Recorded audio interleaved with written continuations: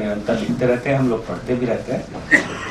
यहाँ विशेष उल्लेखनीय मैं यह समझता हूँ कि आपने 2011 में जनसत्ता में आत्मकथा और समाज सत्ता शीर्षक से मुर्दैया पर एक बहुत ही सुचिंतित लेख लिखा था। ऐसे में यह स्वाभाविक था कि हम मणिकर्णिका पर भी उनके विचार को जानते सुनते। अब मैं मणिकांत ठाकुर से निवेदन करता हूँ। गुजार हूँ राजकमल प्रकाशन का कि मुझे आपने मणिकर्णिका पर बात करने के लिए बुलाया है। मैं इसे अनाधिकार चेष्टा मानता हूँ, क्योंकि मैं अपने स्वार्थ के कारण मणिकर्णिका और मुर्दैया पे काम करने लगा। आवश्यक रूप से मुझे हिंदी जगत में उससे इंट्रोड्यूस कर दिया गया और उसके चलते मैं कभी बड़ा असहज रहता हूँ, क्योंकि मुझे न हिंदी ठीक से आती है। साहित्य का पाठक ज़रूर रहा हूँ।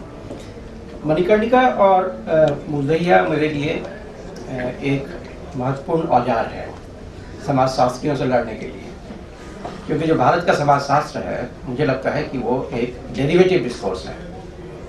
और वो लोग लगातार कहते रहते हैं कि ये प्रमाणित करने का प्रयास करते हैं कि स्वतंत्रता आंदोलन के दरमियान भी जो डिस्कोर्स था वो डेरिवेटिव था। ये इनकी अपनी कुंठा है जिसे वो आरोपित करते हैं, मुझे लगता है उस पर। तो मैं इन दो पुस्तकों के माध्यम से, अभी मणिकर्णिका पर मैंने कुछ ज़्यादा लिखा नहीं है, लेकिन मुर्दैया के माध्यम से मैं समाजशास्त्रियों से ये कहता रहा कि भारत के समाजशास्त्र का स्वरूप क्या होगा। यदि हमारे अपने ही लोग समाजशास्त्र को नहीं समझेंगे तो समाज में समाजशास्त्र के ज्ञान से कोई परिवर्तन की उम्मीद नहीं की जा सकती है। मुर्दैया, मैं लगातार कहता हूँ कि ये समाजशास्त्रीय पुस्तक है। आपकी कथा भी होगी, उपन्यास भी हो, मुझे मालूम नहीं है, जो भी हो, लेकिन मेरे लिए ये समाजशास्त्रीय पुस्तक है। और जिसको मैं, जो आजकल वो पीयर ग्रुप इवैल्यूएशन करते हैं, मैं मानता हूँ कि पीयर ग्रुप इवैल्यूएशन से अलग हट के ज्ञान का जन इवैल्यूएशन भी होना चाहिए, लोक इवैल्यूएशन भी होना चाहिए, लोक मूल्यांकन भी होना चाहिए। और मुझे लगता है कि मुर्दैया ने मुझे दो महत्वपूर्ण प्रयोग करने में सहायता दी। एक तो अपने छात्र को, जिसे बहुत कम नंबर आया था, उसे मैंने मुर्दैया पढ़ने को दिया और कहा कि इसे पढ़ के आओ, फिर हम लोग बातचीत करेंगे किस विषय पे काम करना है। जिसे किसी तरह से एमफिल में शोध ग्रंथ लिखने की अनुमति दी गई। उसने ऐसा शोध ग्रंथ लिखा जिसमें उसे ए ग्रेड मिलने की संभावना बनी। दूसरा, एक 70 साल की महिला जिसे मैंने मुर्दैया पढ़ने को दिया, वो जार रो के मुझे उन्होंने बताया कि अब तक हम लोग ये सब करते रहे, इसका तो मुझे अंदाज़ा ही नहीं था। तो मुझे लगता है ये पीयर ग्रुप की जगह पे जन मूल्यांकन का एक भी सूत्र होना चाहिए, और जिसमें तुलसीराम जी की पुस्तक का बेहद सफल प्रयास रहा है। इन्होंने एक विधा दी है आत्मकथा को लिखने की साहित्य में, और जिससे समाजशास्त्र और साहित्य के बीच का एक संबंध बन सकता है। उस विधा की खास बात यह है, जो मुझे लगता है कि उन्होंने शायद बुद्ध से लिया हो, कि साक्षी भाव से लिखते हैं। बिल्कुल ही तुलसीराम जी वहाँ होते भी हैं और नहीं भी होते हैं, और हर जगह एक विश्लेषण होता है। और जिस विश्लेषण में मुझे लगता है वो किसी भी समाजशास्त्री का नाम न लेते हों, लेकिन बहुत सा ज्ञान उसके अंदर गया है। और मैं अक्सर ये सोचता हूँ कि मैं उनसे ये पूछता हूँ कि समाजशास्त्रियों को आत्मकथा लिखने की ज़रूरत क्यों पड़ रही है, क्योंकि समाजशास्त्र के पास शायद वो विधा नहीं है जिससे वो स्वयं को समझ सकें। मैं अक्सर ये मानता हूँ कि जो तीन चीज़ें हैं, बीइंग, थिंकिंग एंड नोइंग, ये तीन जो स्टेज हैं ज्ञान सृजन के, हमारे यहाँ के समाजशास्त्रियों में अलगाव हो गया है। हम समझते हैं कि ज्ञान कुछ दी हुई चीज़ है जिसके हमें मास्टरी करनी है इसके ऊपर, और उससे हम सब कुछ विश्लेषण कर सकते हैं। वो औजार हमारे पास है जिसे विश्लेषण कर सकते हैं। जो हमारा बीइंग है उसको हम कैसे सैद्धांतिक तौर पर देख पाएँ, मुझे लगता है ये उसका एक बहुत ही बेहतर उदाहरण और एक विधा है। ये विधा है जो समाजशास्त्रियों को लेने की ज़रूरत है, समझने की ज़रूरत है। उदाहरण के लिए, बनारस में जिन लोगों ने समाजशास्त्र के तरीके से लिखा हो, मुझे लगता है शायद ही किसी ने बताया कि बनारस को समझने की पूंजी मूर्धा उद्योग है। मूर्धा उद्योग के आसपास कैसे सब चीज़ें चलती हैं, तुलसीराम जी ने उसको बहुत ही बखूबी साधारण भाषा में दिखाया है और बताया है। चाहे वो पंडर का भाषण हो, चाहे वो जिस बस से वो चढ़ के वहाँ तक आए थे, वहाँ से शुरुआत होती है और अंत तक वो मुर्दा उद्योग के आसपास सब कुछ घूमता है। लेकिन अब मेरा ध्यान इस बात पर जा रहा है इस पुस्तक के बाद कि मनोविश्लेषकों को ये पुस्तक क्यों पढ़नी चाहिए, मनोवैज्ञानिकों को ये पुस्तक क्यों पढ़नी चाहिए। दो चीज़ें बहुत महत्वपूर्ण हैं। एक तो भारतीय समाज में चेतना का निर्माण कैसे होता है और किस तरह से एक व्यक्ति जो अपने चेतना के निर्माण की प्रक्रिया को डॉक्यूमेंट कर रहा है हमारे लिए, उससे हम ये समझ सकें कि एक व्यक्ति जो गांव से निकल के, मुर्दहिया से निकल के मणिकर्णिका तक आता है, फिर वहाँ से जेएनयू तक आता है जो तीसरा खंड होगा, ये इतना बड़ा फलक है, इतना बड़ा फलक किसी देश में नहीं उपलब्ध है लोगों को। मनोविश्लेषकों के लिए बहुत बड़ी संपदा है कि वो देख सकें कि अलग अलग वो समाज के हर एक हिस्से में जाकर कितना ज़्यादा मनोविश्लेषण चेतना के निर्माण की प्रक्रिया चली और कितनी विधाएं उसमें, कितनी चीज़ें उसमें रही हैं। दूसरी जो महत्वपूर्ण बात मुझे लगती है, जहाँ मुझे लगता है कि मनोविश्लेषकों को इसे पढ़ना चाहिए, काश ये मनोविश्लेषक हिंदी भी जानते होते। ज़्यादातर मनोविश्लेषक हिंदी शायद नहीं जानते हैं क्योंकि वो लोग हिंदी में मन नहीं होता, हिंदी में मन नहीं होता है। अब वो ट्रांसलेशन मन का क्या करते हैं मुझे नहीं मालूम है क्योंकि मुझे मन का कोई शब्द नहीं मिल पाता है। तो ये देखना कि सामाजिक चेतना का निर्माण कैसे हुआ है।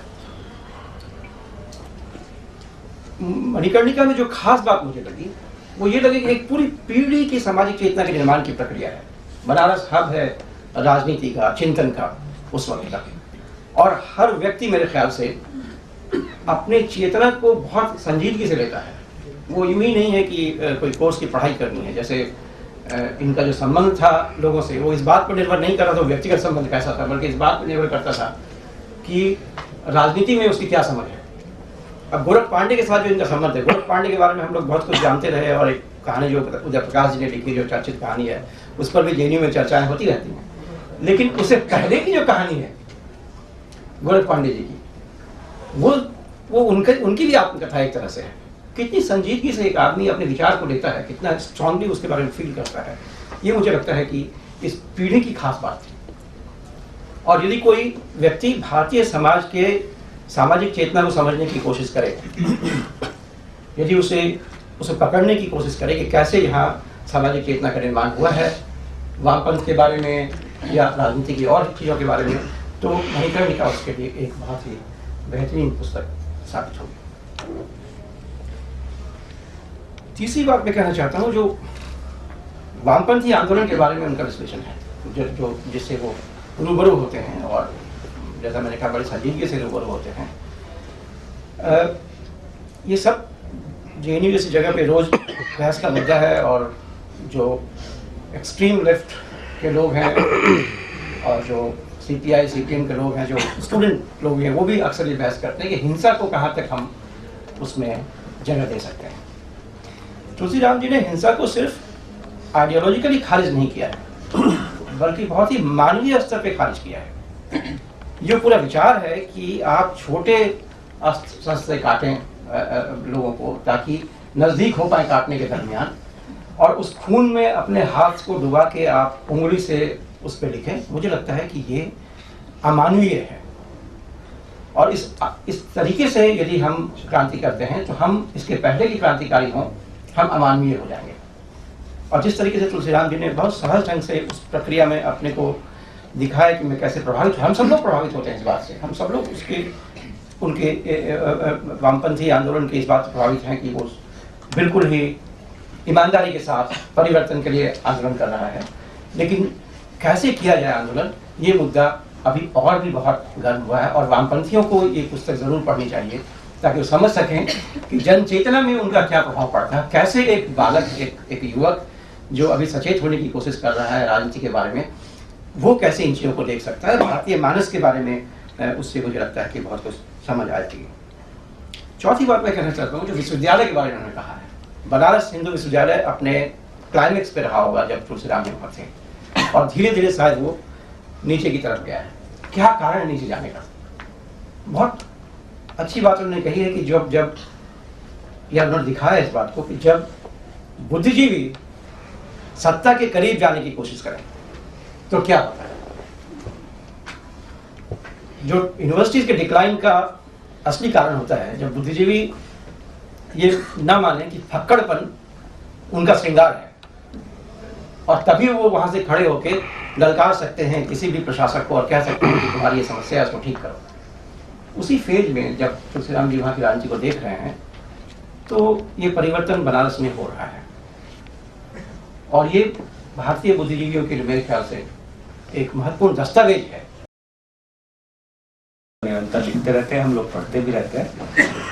यहाँ विशेष उल्लेखनीय मैं यह समझता हूँ कि आपने 2011 में जनसत्ता में आत्मकथा और समाज सत्ता शीर्षक से मुर्दैया पर एक बहुत ही सुचिंतित लेख लिखा था। ऐसे में यह स्वाभाविक था कि हम मणिकर्णिका पर भी उनके विचार को जानते सुनते। अब मैं मणिकांत ठाकुर जी से निवेदन करता हूँ। गुजार हूँ राजकमल प्रकाशन का कि मुझे आपने मणिकर्णिका पर बात करने के लिए बुलाया है। मैं इसे अनाधिकार चेष्टा मानता हूँ, क्योंकि मैं अपने स्वार्थ के कारण मणिकर्णिका और मुर्दैया पे काम करने लगा। आवश्यक रूप से मुझे हिंदी जगत में उससे इंट्रोड्यूस कर दिया गया और उसके चलते मैं कभी बड़ा असहज रहता हूँ, क्योंकि मुझे ना हिंदी ठीक से आती है, साहित्य का पाठक ज़रूर रहा हूँ। मणिकर्णिका और मुर्दैया मेरे लिए एक महत्वपूर्ण औजार है समाज शास्त्रियों से लड़ने के लिए, क्योंकि जो भारत का समाज शास्त्र है मुझे लगता है कि वो एक डेरिवेटिव डिस्कोर्स है, और वो लोग लगातार कहते रहते हैं कि ये प्रमाणित करने का प्रयास करते हैं कि स्वतंत्रता आंदोलन के दरमियान भी जो डिस्कोर्स था वो डेरिवेटिव था। ये इनकी अपनी कुंठा है जिसे वो आरोपित करते हैं, मुझे लगता है उस पर। तो मैं इन दो पुस्तकों के माध्यम से, अभी मणिकर्णिका पर मैंने कुछ ज़्यादा लिखा नहीं है, लेकिन मुर्दैया के माध्यम से मैं समाजशास्त्रियों से कहता रहा कि भारत के समाजशास्त्र का स्वरूप क्या होगा। यदि हमारे अपने ही लोग समाजशास्त्र को नहीं समझेंगे तो समाज में समाजशास्त्र के ज्ञान से कोई परिवर्तन की उम्मीद नहीं की जा सकती है। मुर्दैया मैं लगातार कहता हूँ कि ये समाजशास्त्रीय पुस्तक है। आपकी कथा भी होगी, उपन्यास भी हो, मुझे मालूम नहीं है, जो भी हो, लेकिन मेरे लिए ये समाजशास्त्रीय पुस्तक है, और जिसको मैं, जो आजकल वो पीयर ग्रुप इवैल्यूएशन करते हैं, मैं मानता हूँ कि पीयर ग्रुप इवैल्यूएशन से अलग हट के ज्ञान का जन इवैल्यूएशन भी होना चाहिए, लोक इवैल्यूएशन भी होना चाहिए, लोक मूल्यांकन भी होना चाहिए। और मुझे लगता है कि मुर्दैया ने मुझे दो महत्वपूर्ण प्रयोग करने में सहायता दी। एक तो अपने छात्र को, जिसे बहुत कम नंबर आया था, उसे मैंने मुर्दैया पढ़ने को दिया और कहा कि इसे पढ़ के आओ, फिर हम लोग बातचीत करें किस विषय पे काम करना है। जिसे किसी तरह से एमफिल में शोध ग्रंथ लिखने की अनुमति दी गई, उसने ऐसा शोध ग्रंथ लिखा जिसमें उसे ए ग्रेड मिलने की संभावना बनी। दूसरा, एक 70 साल की महिला जिसे मैंने मुर्दैया पढ़ने को दिया, वो जार होकर मुझे उन्होंने बताया कि अब तक हम ये सब करते रहे, इसका तो मुझे अंदाज़ा ही नहीं था। तो मुझे लगता है ये पीयर ग्रुप की जगह पे जन मूल्यांकन का एक भी सूत्र होना चाहिए, और जो जिसमें तुलसीराम जी की पुस्तक का बेहद सफल प्रयास रहा है। इन्होंने एक विधा दी है